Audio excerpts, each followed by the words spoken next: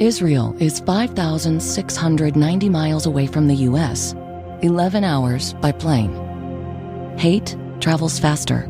In a comment, in a post, in a second. Jewish hate is up 388% in the US. Black hate, Muslim hate, and Asian hate are up too. When one hate rises, they all do. Let's stand up to all hate together. Share and wear the blue square from standuptojewishhate.org. On today's Smart 7, fingers crossed for tax cuts. Could you be the next Karate Kid? And lots more. It's Wednesday, 22nd of November. It's Kimchi Day and happy birthday, Scarlett Johansson. The Smart 7. It's news, but not the news.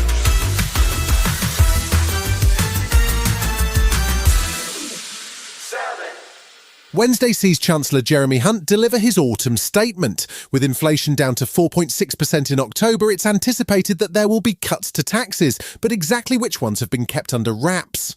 In advance of the official statement, there was good news for those on the minimum wage, as it's set to rise by more than £1 to £11.44 from April next year, and it'll apply to workers aged 21 and 22 for the first time. New Chief Secretary to the Treasury Laura Trott made the announcement and says it'll mean over £1,800 per year for full-time workers, in line with the recommendations of the Low Pay Commission. There was good news too, as the government borrowed less than expected so far this year, all of which makes significant tax cuts more likely. But the Assistant General Secretary of the TUC, Kate Bell, says it's important to consider the toll that inflation has taken on the cost of living. What we've got to look at is what's happening to living standards, and I think most people who've suffered 13 years of real wages falling may welcome a tax cut, but they're not going to see that reversing that decades-long decline in living standards. It's set to be a big week for Prime Minister Rishi Sunak, who announced 5 new priorities, not to be confused with his existing pledges on Monday.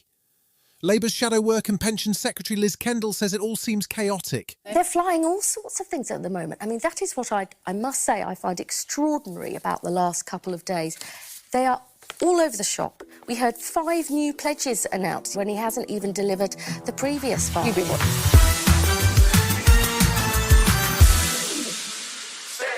The COVID inquiry is featuring the medical and scientific heavyweights from the pandemic era this week. We had Sir Patrick Vallance on Monday, and Tuesday saw Chief Medical Officer for England, Sir Chris Whitty, on the stand. He described his attempts to stop politicians using terms like flatten the curve and herd immunity in the early phases of the pandemic, as he felt incomplete knowledge of health concepts could be a dangerous thing.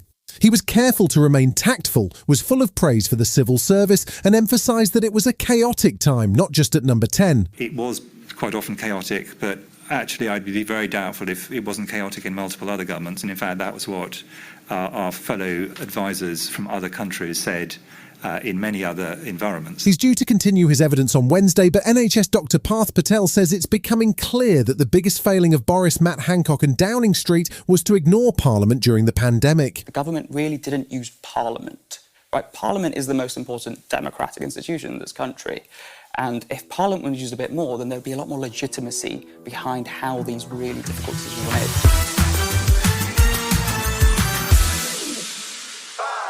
An inquiry into the investigation of the disappearance of Nicola Bulley has found that Lancashire police made mistakes that were avoidable and unnecessary.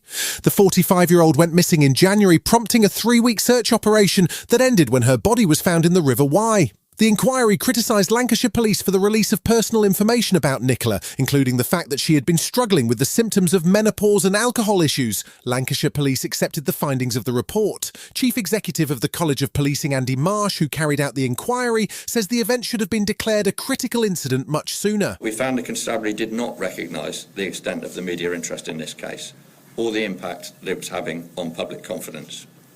The coverage of Nicola's disappearance was on a par with many national media stories in recent times, and was one of, if not the most high-profile media incident that Lancashire Constabulary has ever experienced.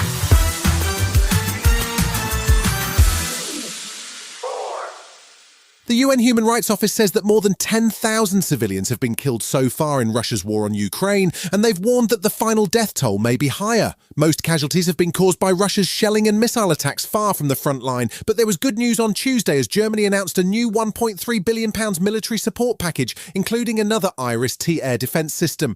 Ukrainian President Zelensky spoke to the Sun newspaper on Tuesday, and he says that Russian President Putin keeps on trying to assassinate him, but he seems pretty relaxed about it. I think the first one is very interesting when it's the first time, and after that it's like COVID.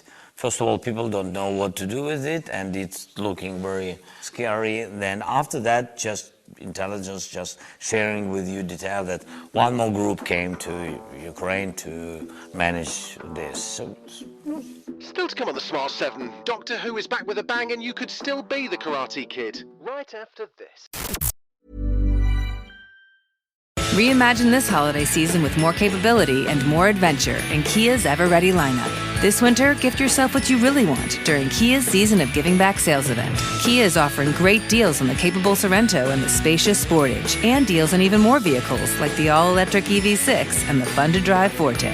So visit your local Kia dealer and explore all your newfound possibilities by enjoying Kia's Season of Giving Back. Kia, movement that inspires. Call 800-333-4KIA for details. Always drive safely. Event ends 1/2/24. Welcome back.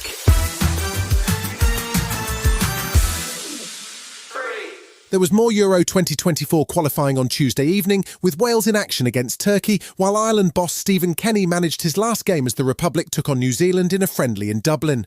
Wales needed a win and also needed Croatia, who topped the group, to slip up against Armenia. In the end, neither happened. Croatia beat Armenia and Wales could only manage a 1-1 draw with Turkey. That means Wales are heading to the playoffs. Speaking after the game, manager Rob Page was careful about what he said. The defender's got the wrong side of him, he runs into him and takes him out. It's a stonewall penalty. And we've conceded the softest penalty he'll ever concede. So it's so frustrating. At this level, VAR check was over in 10 seconds. So I really can't get my head around it. I can't understand how they've come to that decision, but there you go.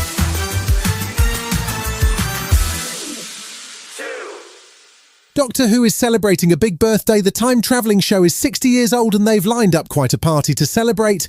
Legendary showrunner Russell T Davies is returning along with Doctor Who icons David Tennant and Catherine Tate. Oh, and top of all that, Doctor Who is now on Disney+. There are 3 special episodes about to drop and David Tennant says he wasn't tempted to mess with the Doctor too much. There wouldn't be any point in me coming back to then play it completely differently, I don't think. No. But it is, I mean, in terms of, this is the 40th Doctor, so I have been Jodie Whittaker and Peter Capaldi and Matt Smith in between. Yeah. So, you know, I have that, I carry that experience with me.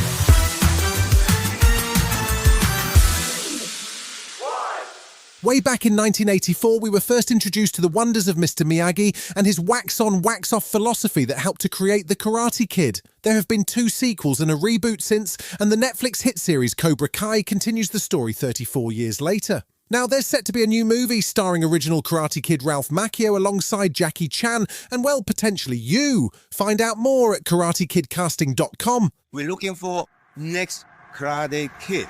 That's right. The global search for the star of our new film starts right now. So let's wax on, wax off, everybody. You mean check it on, check it off, hang it up? Maybe the new Karate Kid will have to do it all. I'm excited. You excited? I'm very, very excited. Let's do it. You've been listening to The Smart 7. We'll be back tomorrow at 7 a.m. Hit that follow button and have a great day. Give us 7 minutes and we'll give you the world. Hi, Icons. It's Danny Pellegrino from the pop culture podcast Everything Iconic, and I love Nordstrom. No place better to shop, particularly during the holiday season, because they have everything. They have holiday decor at Nordstrom. They have cozy cardigans from Barefoot Dreams, my fave. They have cold weather attire, party attire, plus free shipping and free returns, free store pickup. You can also purchase a recycled fabric gift bag so your item arrives festive and wrapped. So check out Nordstrom this holiday season, a one-stop shop. You can explore more at Nordstrom in-store or online at Nordstrom.com. We made USAA insurance for veterans like James. When he found out how much USAA was helping members save, he said, "It's time to switch." We'll help you find the right coverage at the right price. USAA. What you're made of, we're made for. Restrictions apply.